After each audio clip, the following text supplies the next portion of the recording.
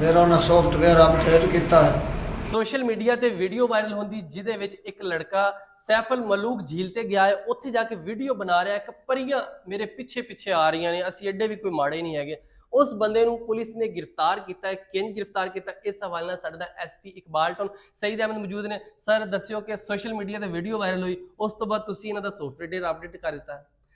एक शरारती शख्स ने अपने वालों एक ऐसी हरकत की थी जिहड़ी कि खवातीन वास्ते बाइसे बेइज्जती भी सी, बाइसे बेहुरमती भी सी और उनदे विच यकीनी तौर ते वो हरासां भी होईयां।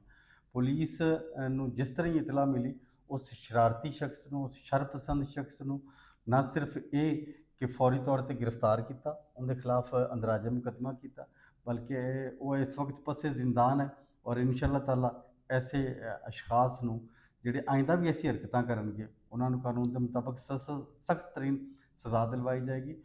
और खवातीन दा तहफ़्फ़ुज़, उन्हां दी इज़्ज़त दा तहफ़्फ़ुज़, बच्चों का तहफ़्फ़ुज़, ये CM साहबा पंजाब का मिशन है। और RPO साहब फैसलाबाद जनाब सुहेल अख्तर सखेरा साहब, CPO साहब फैसलाबाद जनाब तनवीर साहब, इस मिशन दे विच फैसलाबाद पुलिस की कमान करते हुए यकीनी तौर पर इस मिशन नूं अवलीन बुनियादां ते सर अंजाम दे रहे हैं।